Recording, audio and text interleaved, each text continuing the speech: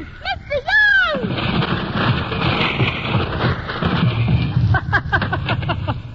Here we go again. You bet you.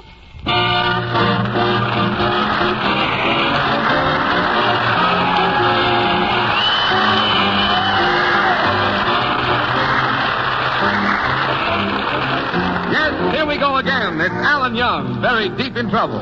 And as usual, we gotta dig him out. Listen to that young man who tries to be helpful and always needs help himself, Alan Young.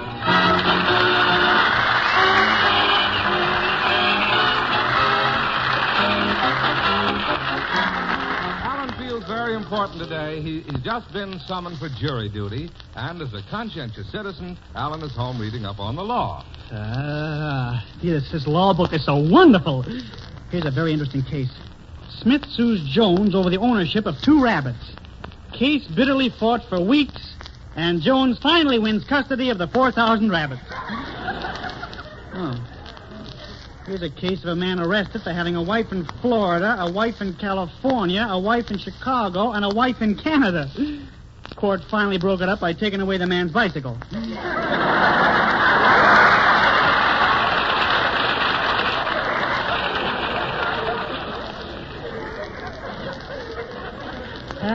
I would have made a great lawyer, you know. I can just see myself in the marble halls of the court. I'm wearing a black robe, see? I sit down on the marble bench, and I jump right up again. Should have worn pants under the robe. Oh, there I'm standing in front of the court. I've been pacing the floor all day, pleading, arguing. For 14 hours I've been on my feet. Why don't you sit down and rest your case? It's little David. Sit down and rest my case, eh? Oh, bless your little... Now, David. Boy, you're talking to a man who's been selected by the state for jury duty. Mr. Young, if you know so much about the law, maybe you can help my father. He bought a suit with 2 pairs of pants, but all he got was the coat. Can he sue the tailor? Well, sure he can sue the tailor. You can sue him for promise of breeches.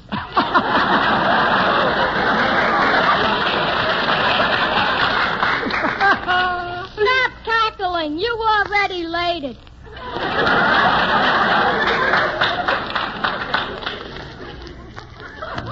Seriously, David, if you really want to know, I can look it up in my law book right here.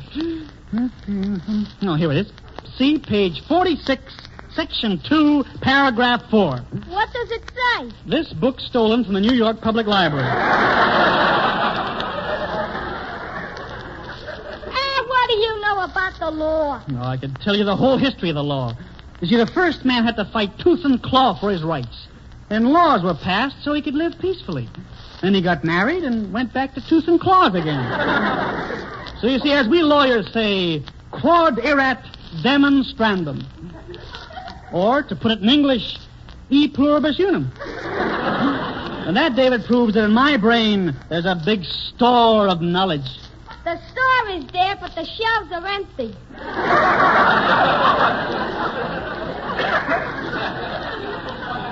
Well, Mr. Young, I'll be running along. And as they say in Spanish, hasta mañana.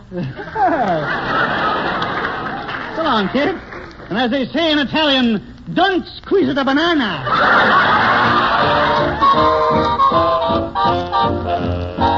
The Doom Twisters with a Gershwin favorite, Do, Do, Do.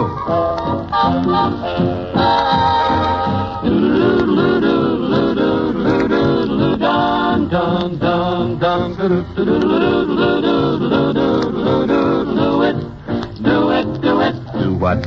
Do, do, do what you done before, baby. Do, do, do, do, do what I do, adore, baby. Try again, fly again to heaven. Baby, see, I love you and you love me. I know, no, what a bo should do, baby. So don't say it won't come true. Baby, my heart begins to hum. Do what you done before. Do it again. again and again. Can't get enough. That kiss, that sigh, that wide-eyed eye is really potent stuff. You dear, dear, dear little dear, come over here. Snappy. You could, you would, you know you should. Make your tired old pappy happy. My heart begins to sigh. So do, do, do what you done, done, done. Do, do, do what you done, done, done.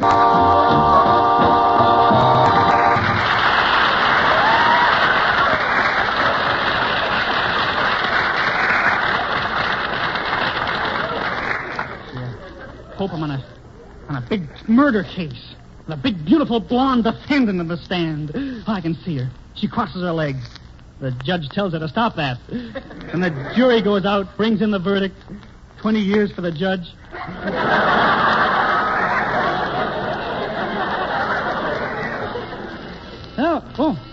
Oh, my girlfriend, Betty. I bet she wants to talk about love and marriage, and I'm busy with my law books, you know. Well, I'll have to let her in, I guess. Hello, Alan. Oh, hello, Betty. How are all the plaintiffs today? How's ipso? How's facto? Alan, what are you talking about? Oh, well, whereas the state has subpoenaed me on a matter of jurisprudence, and whereas I am sufficiently non-compos mentis, the state has declared that I am a habeas corpus. In short, Betty, I'm going to be in court. Oh, Alan, I'm so proud of you. People used to say you had a lot of nonsense in your head, but I knew it was just hot air.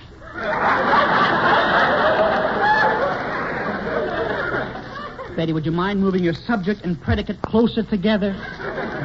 Let's forget all about law now, shall we? Mm-hmm. Alan. Yeah? We're all alone. You mean the both of us? Yes. Alan, you know, I'd love to go to Niagara Falls someday. Gee, yeah. And I don't want to go to Niagara Falls just to see the scenery. Oh, me either. I want to see how they make that shredded wheat.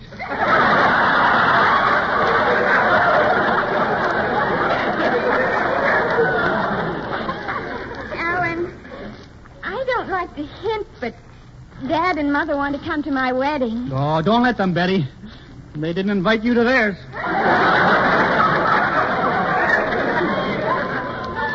It'll be so wonderful. When we're married, we'll have children around the house. How many do you think we ought to have? Ooh, I think we ought to have 3. One of each.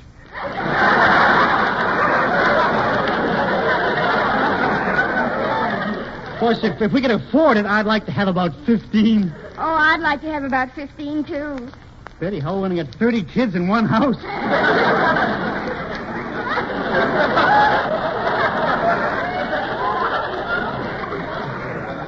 And every Saturday night, I'll take the pay envelope and open it and take out the money.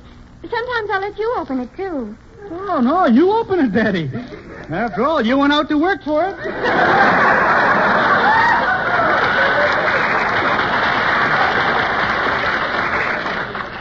Alan, sit closer. Don't you notice something new about me? Yeah. Yeah. It's that new perfume I'm wearing. Uh-huh. It's called Temptation. Doesn't it do something to you? Doesn't it tempt you? Ooh, yeah. Boy, I'd sure love to get my arms around that bottle. Alan, how can you be so indifferent? After all, it's a soft summer's day. There's a certain magic in the air. We're alone, and you're a man, and I'm a woman. Yeah. Comes out even, doesn't it? Oh, you're exasperating. I'm going home where Hubert's waiting for me. Goodbye. Betty's a likable sort of chap. I wonder what case will be on trial tomorrow. I'll look in this paper and see what trials are coming up. Oh, this must be the one. Axe murderer goes on trial tomorrow. 15 victims found in his cellar. Police question victims but get nowhere as all are dead. Gee, this is it. I'm going to be a juror on the trial of that axe murderer. I better catch up with Betty and tell her all about it.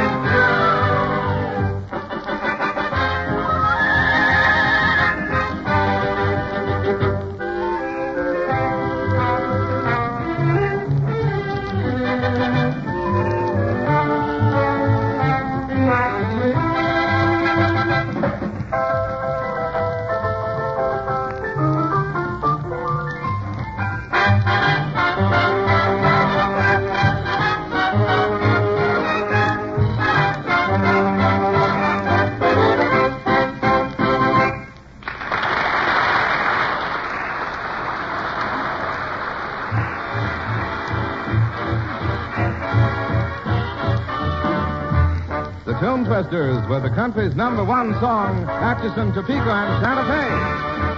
Clickety-clack, clickety-click, clickety-clack. Clickety-clack, clickety-click, clickety-clack. See her coming down the track. Choo-choo, choo-choo. Do you hear that whistle down the line? A big and nice engine number 49. She's the only one that's bound that way on the Atchison, Topeka, and the Santa Fe. See the old smoke rising round the bend. I reckon that she knows she's gonna meet a friend. Folks around these parts get the time of day from the Atchison, Topeka, and the Santa Fe. Ooh, ooh, ooh, ooh, ooh. Tim, you better get the rig. Ooh, ooh, ooh, ooh. Got a list of passengers pretty big, and they all want lifts to Brown's Hotel. The lots of them are traveling for quite a spell. All the way from Philadelphia. On the Atchison, Topeka, and Santa Fe. Here she comes around the bend. Atchison, Topeka. Atchison, Topeka. Atchison, Topeka. Atchison, Topeka.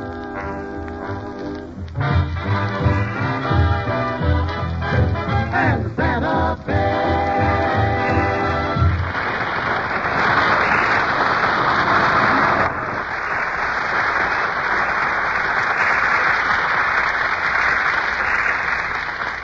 Well, Alan's on his way to his girlfriend Betty's house to tell her of his jury duty at the big axe murder trial tomorrow.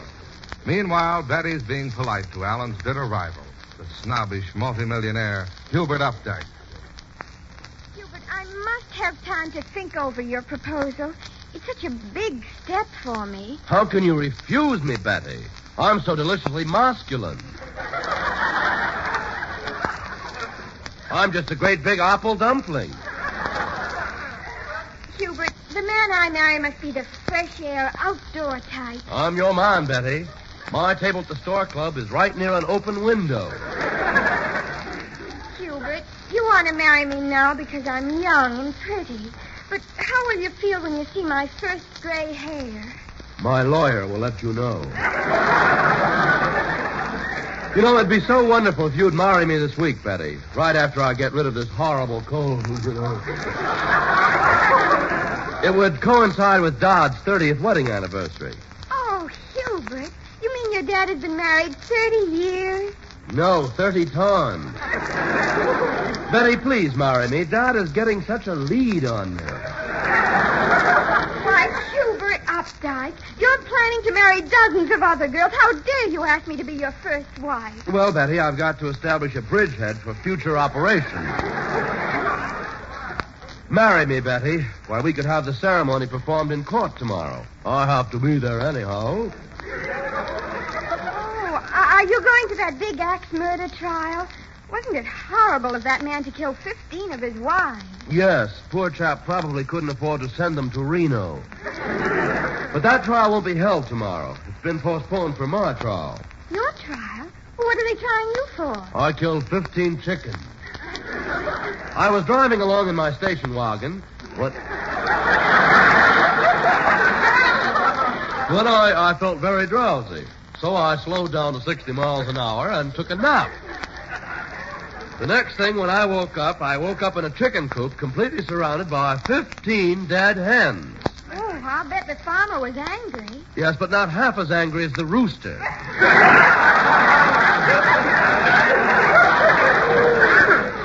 And now the farmer is suing me for damages. Well, why don't you replace the 15 chickens? I offered to do it, but the rooster wouldn't hear of it. Oh, excuse me a minute, Hubert. Oh, hello, Alan. Hello, Betty.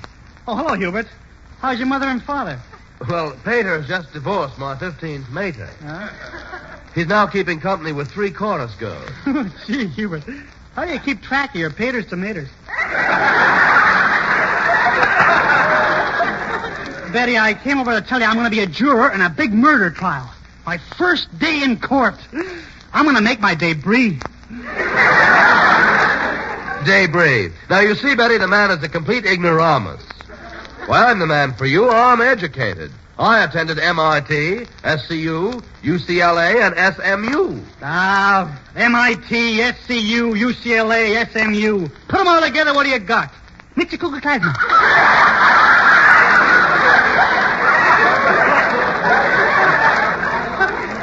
I am also an athlete. Why, I played football and got the C from Cornell. So what? I flunked Latin and got the H out of Harvard.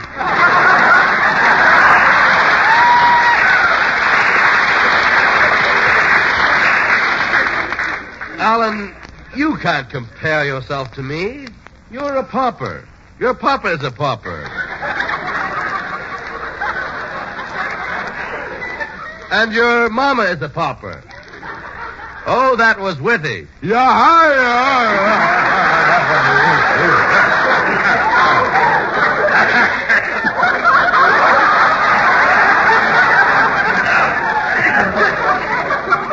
Boys, please stop arguing.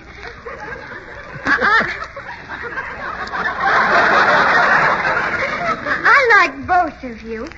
I like Hubert because he's handsome and well-bred and polite and successful and intelligent. And I like Alan because he's... Take your time, Betty. You'll think of something. Well, this discussion has left me in a complete tizzy. I think that I shall have to go into the next room and take a nap. Well, go ahead, Hubert, and take your nap. Betty will sit here on my lap. Au revoir, you two. Make yourself comfortable, Hubert. Alan, don't be annoyed at Hubert. It's just that he knows more than you, and he's trying to give you some real homely philosophy. Well, he's got the face for it. Alan, let's leave Hubert's face out of this tonight. Why tonight? Looks like it was left out too long last night. Betty, I came over here to tell you that I'm on the jury for that big trial tomorrow. Tomorrow? Well, that's Hubert's trial. Yeah, Hubert's trial? You mean Hubert is the one who's responsible for those 15 bodies? Well, Hubert thinks it's 16, but he couldn't tell with all the cackling that was going on. So he just threw them all in one big pile. But, Betty, Hubert is a criminal. Why, his hands must still be stained. Oh, his hands are clean, but it took him 3 hours to get the feathers out of his hair. Just like that, Hubert. Didn't even give his victims a chance to take their hats off. I'm going right in the next room and wake him up. Oh, but Hubert's a very heavy sleeper. I know how to wake him. Where's little David's dart set? Here it is. I take this dart, adjust my bomb sight. I want to pinpoint the target. Ready, aim, fire! No!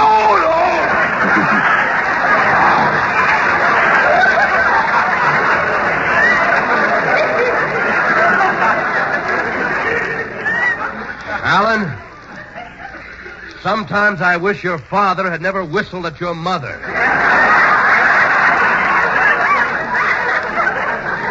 Hubert Updike, I just woke you up to tell you. You're not feeling good, or me? Tell you, tomorrow your fate will be in my hands, you see. I'll give you a fair trial. But if you're guilty, I'll send you up the river. I'll put you behind bars. I'll put you on bread and water. I'll lash you. I'll thrash you. I'll give you such a pinch.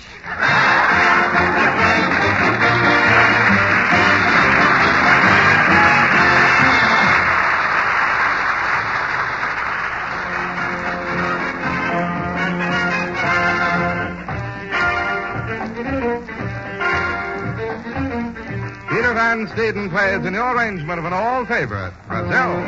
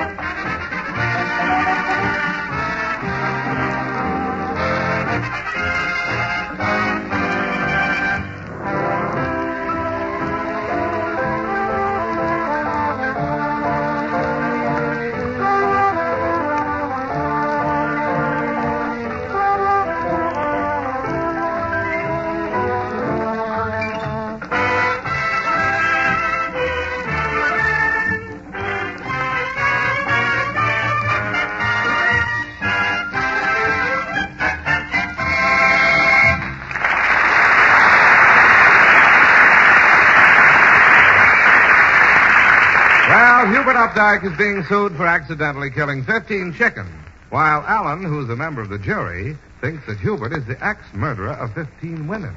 The recess is over. The court is now in session. Judge Jones presiding. All right. Order in the court. Everybody in their seats. And will the defendant, Hubert Updike, stop passing out $20 bills to the jury? Hey, you with a black dress. Mr. Young, for your information, I am the judge, and please show more respect for this long black gown. That's what I've been trying to tell you. Your slipper's showing. We will now hear further testimony from Mr. Updike. Your Honor, I admit everything. I didn't know what I was doing. All I know is when I woke up, I was surrounded by 15 bodies, all dead. How horrible. Mr. Updike, would you mind telling us, members of the jury, how old these victims were? I didn't stop to notice. They were just a bunch of old hens. Old hens? Do you realize that one of them might have been your mother?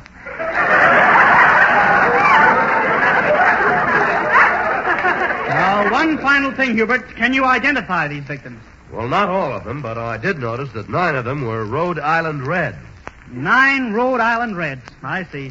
Members of a women's softball team. Must have been on their way to play the Canarsie Bloomer girls. Now, Your Honor, the jury has heard enough. We wish to retire to the jury room and find out what you, Hubert Updike, were doing on the night of October 1st. But, Alan, October 1st isn't here yet. A pretty weak alibi. Members of the jury, follow me. Hep, 2, 3, 4, hep, 2, 3. All right. Members of the jury, we're all gathered here to decide the fate of Hubert Updike. Let's all 12 of us sit down. Only 11 chairs. I'll take care of this. Give me that phone. I'll speak to the judge about this sort of thing. Can't have this. Hello? Give me the... Oh, that you, the judge? Yeah. Well, look, Judge, there's only 11 chairs in this room. Yeah. Well, I'm Alan Young, and I haven't got a thing to sit on. What? That's very funny. Well, members of the jury, we'll just forget about that and take a vote. All those who want Hubert Updike to go free, say aye. Aye! All those who say he's guilty, say nay. Pretty close. Look, you people, you gotta see this. Hubert Updike is guilty, understand? And nobody on this jury can make me change my mind. Not one of you. It's fortunate we have you on the jury with us, Miss Glamour. Maybe you can persuade this stubborn young man. I'll do my best. Hubert Updike is guilty. He's guilty. Anybody can make me change my mind, I'll be a monkey's uncle. You understand? I'll be a monkey's uncle. Hello, Blondie. Excuse me, I gotta go pick fleas off my nephew.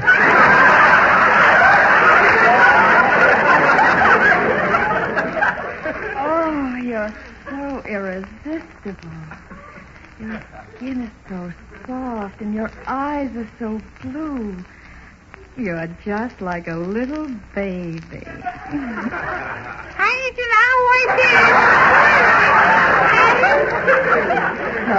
Come closer. My little baby boy. I'm going to bounce you on my knee.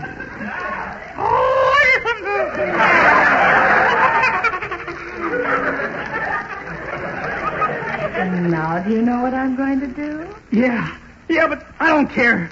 Go ahead, pour talcum powder over me. Kiss me. I'll be like putty in your hand. Oh, what could I do with a handful of putty? I know what's going on here, see? All you people are on Hubert's side. I'm going out to that courtroom and give them my own verdict. Goodbye.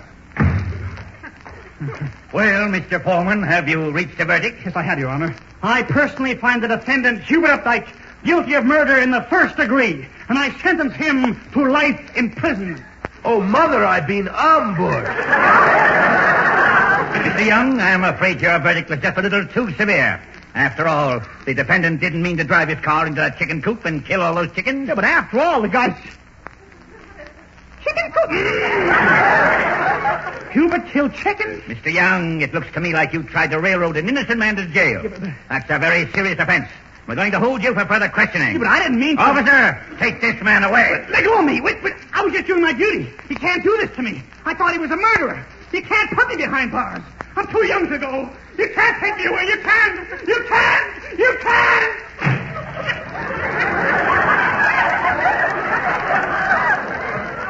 Bye now.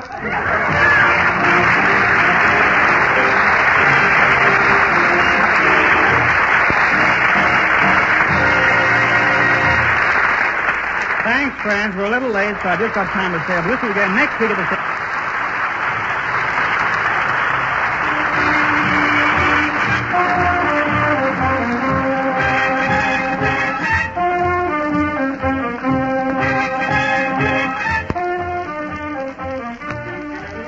This is the Armed Forces Radio Service.